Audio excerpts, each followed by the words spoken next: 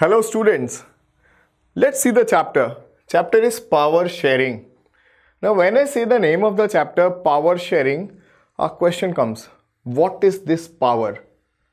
Am I talking about my Dole Shole? Or I'm talking about some supernatural powers? Marvel series, Avengers. Think. Students, this is a world of political science. Political science, power means simple one word. Chair. Kursi beta. ये politics है तो कुर्सी का power the power which comes with your chair is power now when I talk about sharing question comes why should I share power with whom should I share power and what if I don't share power? Just remember these questions. The whole chapter becomes very easy for you. Let me explain this chapter with an example and for that I'm going to take you to Europe. Belgium चलते हैं. A very small country, not bigger than the size of Haryana. Population is almost around 1 crore, but it's ethnically diverse. When I say the word ethnic, it means your forefathers came to one place, settled over there. You might be having different religion, different language, but that culture binds you together. So that is ethnic. This country is ethnically diverse and let's see what's the diversity composition. 59% lives in a region called Flemish and they speak Dutch. Then you have 40% who lives in this region called Wallonia. They speak what? French. Now 1% are German speaker. Now if you calculate, it's 100%. We are not into this percentage. We are into something else. If your country is so diverse as Belgium is, you have to expect certain issues. Now the issues are little more complex. When you go to their capital city, Brussels, 80% of the population of Brussels speak French and 20% Dutch. Now let's see what the issues are. The minority in the country who are French are actually rich and powerful. Socially also they command respect and politically also they are on stronger position, on higher position. Now, the people who are in majority, Dutch speaker, unfortunately the development and the education reach little late to them. Now this was the reason of conflict.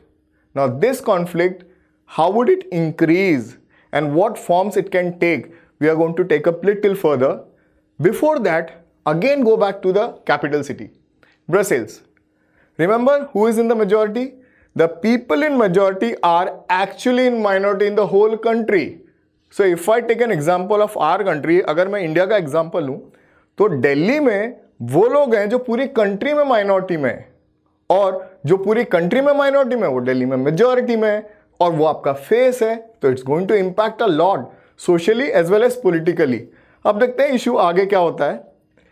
So one whole decade from 1950s to 1960 there was intense tussle, a civil war within the nation. And now you know why. Problem is, don't you think a country where someone is in majority is not being given the due which they actually expect? So chances were there the people in majority can actually take over the minority's will and wishes. So there were every chances which you can expect and that was happening. But after 10 years, there was one big change which this country saw and we can see it now also. Let's see what was that their government, their people did to have peace and progress in their nation. We have a topic called accommodation in Belgium. But obvious, there are complex ethnic people who are living in this country and we have to accommodate it. So in the next decade, from 60s to 70, what Belgium did was they amended their constitution. And when I use the word amendment, it means they changed. Why did they change the constitution? They changed so that everyone can live peacefully in this nation. They wanted to avoid those conflicts. They wanted to stop that civil war which was happening. So for which they have to come up with special laws. Why special laws? So that no single community can actually take decision for the whole nation. And what they did, first and foremost, they came up with the power of central government reaching up to the state government, which means some power from the central government were taken and given to the state government. Moreover, they gave equal representation for the French and Dutch speakers. Now, that was the best thing you can expect. The state government here in Belgium is not subordinate. And when I say not subordinate, simply it means they are not dependent on the center government. And they have almost equal power as to that of center, and somewhere even little more. Now let's see what was the second thing they did. They came up with a separate government for Brussels. As we have seen, the issue is little different. Now here also they expected that they will have equality, and as expected they gave the same thing to the people. Equal representation. Beta remember 50-50. Central government में भी 50% French speaker और Dutch speaker हैं, वैसे ही state government में भी हैं और Brussels में भी हैं. नाउ ब्रसेल्स में the thing was very different बेटा. 80% are French speaker, but they still accepted that we will give equal opportunity to the lesser amount Dutch speaker. This is how they got special government for Brussels.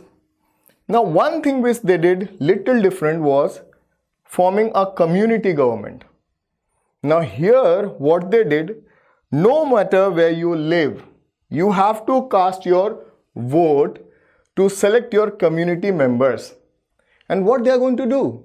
They are going to take up decision over your education, culture, and many more things which impacts your community and life. This is how they accommodated the diversity. And the biggest thing is, when European Union was formed, this magnificent building, they actually chose Brussels as the capital because it is setting up an example. Now I am going to take you to another neighbor. A very close neighbor, so close and so important and so small that you actually get it free with India's map. Yes, I am talking about Sri Lanka. बहुत छोटी country है, India के map के साथ आपको free में मिलती है. No disrespect to this country is known as Emerald Island. So you can imagine how beautiful the nation is. But they had a problem. So let's see what the problem was and why it was created. This country was actually got independent. This country got independent in 1948, a year later than India, and they were under the same British government rule. Now what happened here? They were also ethnic composite, they were highly diverse, linguistic diverse, as well as religious diverse. Let's see the diversity. This is an important part. Here in 74% of the people in Sri Lanka were Sinhala speaker. There were Tamil speakers who were 18%, and the Tamil speakers were further divided into Sri Lankan Tamils who were 13% and Indian Tamils who were just 5%. Let me explain about this division a little more. The Sri Lankan Tamils were concentrated in this part, the north and the northeastern part. They were also Indian migrant Tamils, and that's the reason beta they are very close to India. This northern part is close to India. Sinhala speakers were mostly Buddhist, but the Tamils were Hindus as well as Muslims. Herein you can easily imagine what could be the problem. Little similar to that of Belgium, but little complex and bit more diverse, bit more difficult to accommodate. Let's see what they did. Since the country got independent, they followed majoritarian measures to have the Sinhala's supremacy. And when I say this word majoritarian, understand the meaning. Very simple, the word majoritarian came from the word majority. Majority here can take decision as per their wish, which simply means it doesn't matter about the minority. अगर हम majority में हैं तो हम जो चाहेंगे वो हम कर सकते हैं. That's what the mentality of the government was. और जैसे कि सवाल है कि सुप्रीमेसी के लिए they came up with this form of government, तो आप कैसे सुप्रीमेसी दिखाओगे? They followed a policy of preferential. Preferential word preference से आया है. Simply whom I am going to prefer for jobs, for education, for anything which is going to have the impact of government policies, हर जगह पे I am going to support and prefer Sinhalas. On that, they also came up that government will foster Buddhism. अब आप सोचिए कि जिस देश में Muslims हैं, हिंदू हैं, बुद्धिस्ट हैं, आप इंपॉर्टेंस दे रहे हो सिर्फ बुद्धिस्ट को या फिर बुद्धिज्म को. On that, they made an act in 1956 and they declared that Sinhala would be the state national language. अब सोचिए किसको ये बुरा लगेगा? Tamils, the people who are the second most in number. So Tamils felt bad and alienated. Let's see how was the reaction from the Tamils. They were denied the equal rights. They were not taken in schools. They were not taken for government jobs. They did not had almost the rights which Sinhalas were enjoying. So they felt real bad and they were feeling that they do not belong to this country. Their interest was ignored. Now what I can do? I can come up, form political parties and organizations and then start putting pressure on the government. That's what they did. And understand, what would be your demand? Demand would be the same which you are not getting. आप बेटा वही मांगोगे ना जो आपको नहीं मिल रहा है. तो आप सोच लीजिए कि उन्हें क्या नहीं मिल रहा था. First thing, their language was not given importance. So that was their first demand. They wanted that Tamil should be accepted as at least official language. I'm not talking about national language, but at least official language. The second demand was of regional autonomy.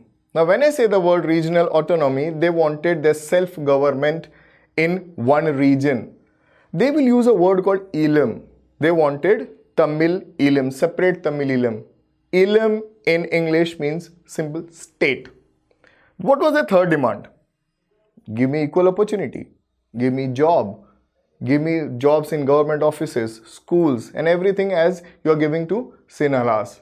These were the demand raised, unfortunately rejected, denied several times. How would you react? You will not take it nicely. This led to distress, conflict and a war which dragged this country into poverty and took away the peace of the country, a civil war. I want to tell you the name of the organization which is very important related to this topic. The organization is LTTE, Liberation Tiger of Tamil Elam. To know more about this, I request you people to at least watch a movie called Madras Cafe. And then you will understand what was the actual condition and civil war going on in Sri Lanka. I'll be seeing you in next module and checking why we need to do power sharing. By the time, keep revising and keep smiling. Thank you.